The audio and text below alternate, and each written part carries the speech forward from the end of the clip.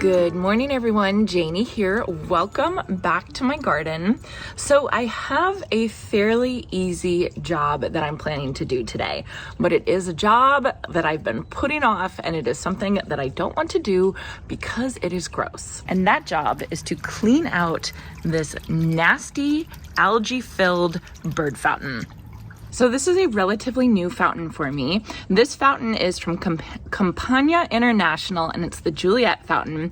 It had been on my wish list for so long and I finally got my hands on it maybe like late summer last year. And so things were already starting to cool down at that time. So I really didn't notice an issue with the algae until this spring, late spring, early summer when the weather is really starting to warm up. And I've noticed that the warmer it's gotten, the quicker the algae forms in this fountain and the more often I have to clean it out, which is very frustrating, of course. I love having this fountain here.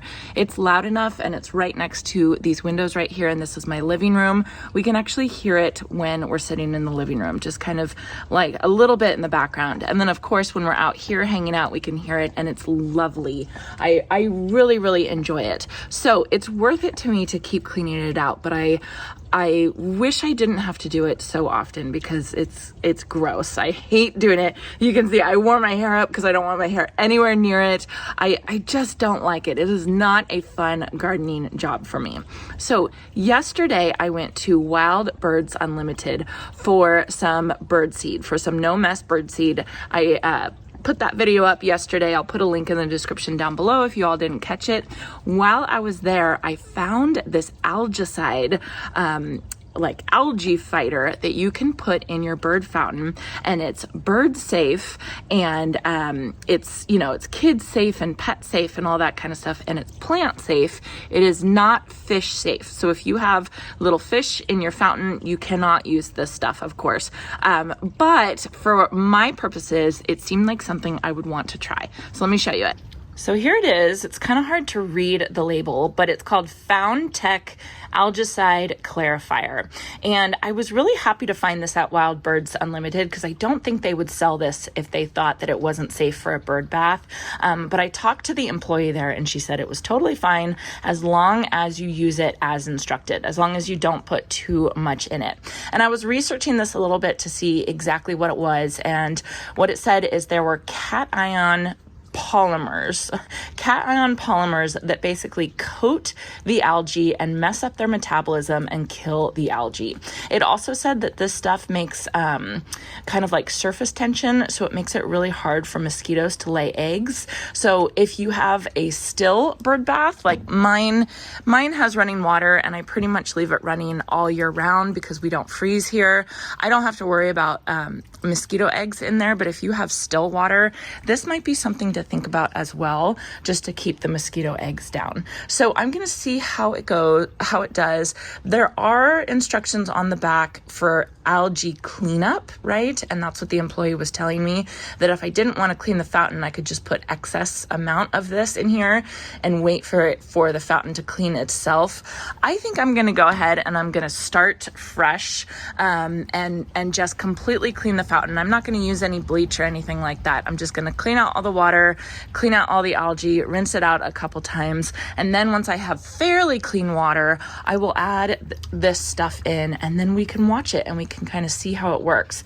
And I will keep you all updated because I think this would be a really good option if you have fountains or bird baths or anything like that. I think that this would be, I mean, this might be a game changer. I'm at least hoping it's a game changer. So then the other quick thing I wanted to do today, as when I was coming out here, I noticed my Arium Japanese maple is looking beautiful. It is so happy in this spot, but look at, there is way too much water coming out. This whole part of the rug is wet, and then I moved it from its dish and even more water's coming out. So I do have a 1 gallon per hour emitter in here, which is what I put in here. There you go. So the black one for the Rainbird is 1 gallon per hour. I think that that's too much. I'm going to switch that to a 1/2 gallon per hour.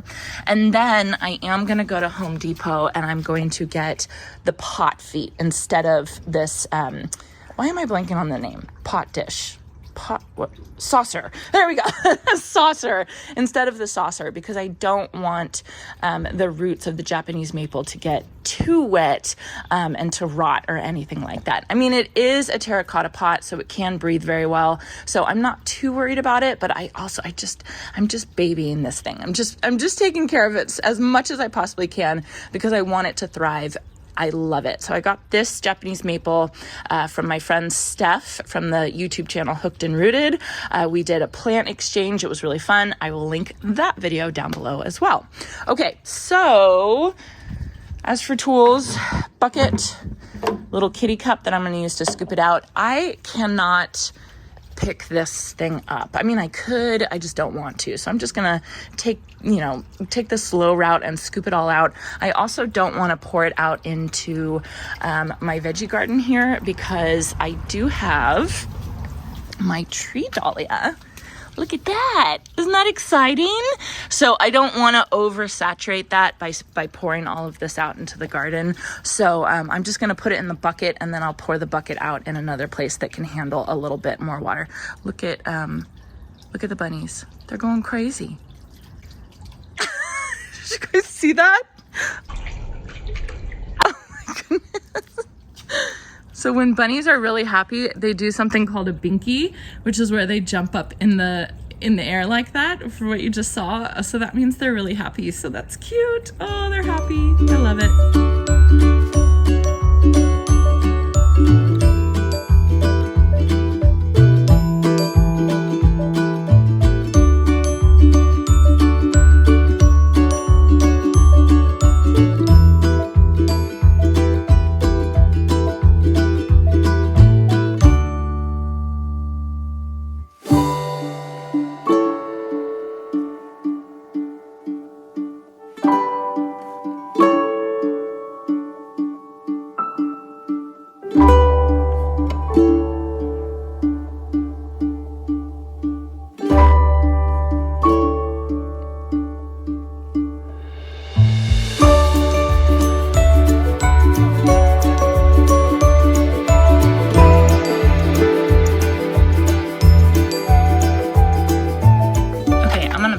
In again just to get whatever algae is inside. Ew, ew.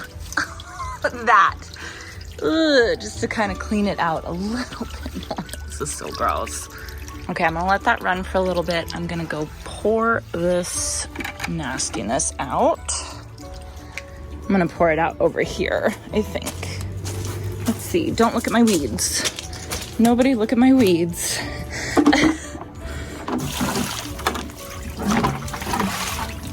Go. Look what I found.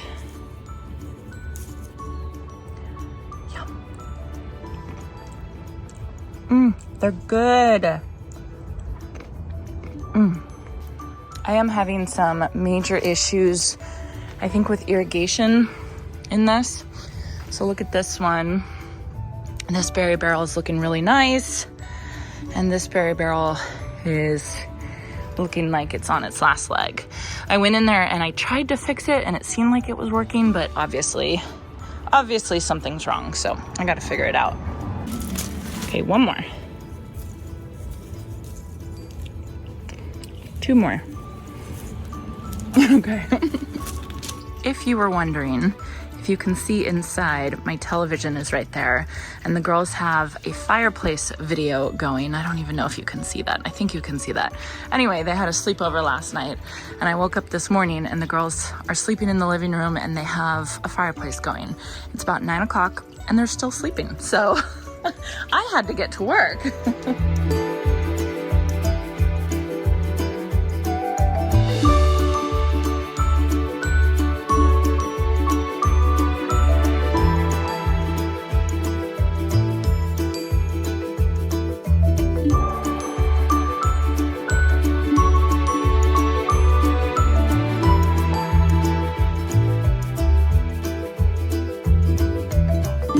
So here's what I'm left with. Not perfect, but vast improvement. You can see I still have little specks of algae sticking to the concrete, and that was just because I couldn't get it off with that scouring sponge I was using, and I just didn't feel like using bleach today. So I am going to put a stiff brush on my shopping list when I go to Home Depot in a little bit, along with the terracotta pot feet for my Japanese maple right there. So again, this is the stuff I'm using. It's called Found Tech. And they have two options. They have the initial dosage, so you can do clean or visible algae. And clean, I think, is when it's just kind of like dirty, but visible algae is kind of what I have where there's spots here. So this is a 3-gallon capacity water fountain. So it says to clean 1 drop per gallon. For visible algae, you do 2 drops per gallon. And then after that weekly maintenance, you do 1 to 2 drops per gallon. So today I'm going to put in 6 drops just to hopefully get the visible algae taken care of. And then next week I'll just start putting in 3 drops, 1 drop per gallon each week, just to see if I can keep it clean. So I'm hoping this helps. I am totally fine with cleaning this. I just don't want to have to feel like I have to clean it like every 3 days, which is how it's been lately. And it's just because it's been so warm, and this is fairly shallow and fairly light, and I know that the algae like the warmth. So, oh, I just splattered this. I hope that doesn't stain. Okay, so 6 drops. To pay attention. Oh. 1, 2, 3, 4, 5, 6. Riveting content, I know. So there it is right there. I'm going to let that run.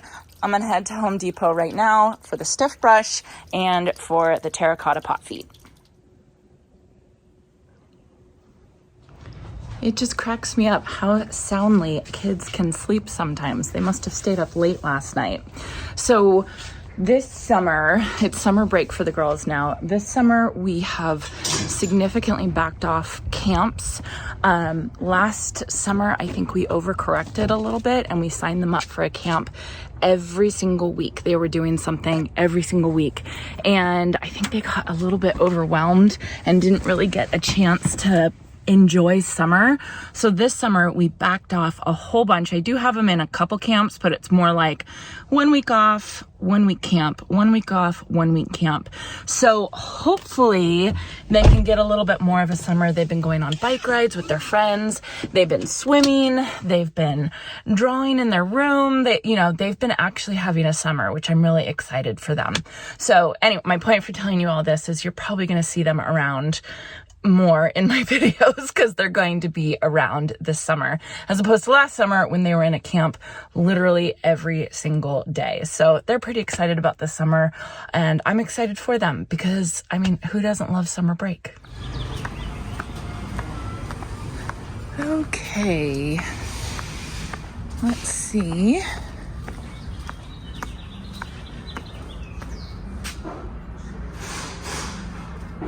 There we go. That's easy. Okay.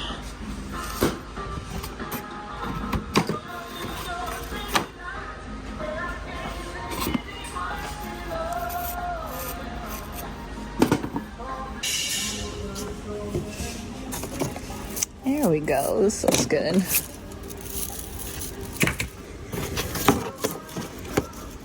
Ooh, this looks good. This is nice and stiff. Okay, I'm gonna get this one. Okay, all set. Let's go back home.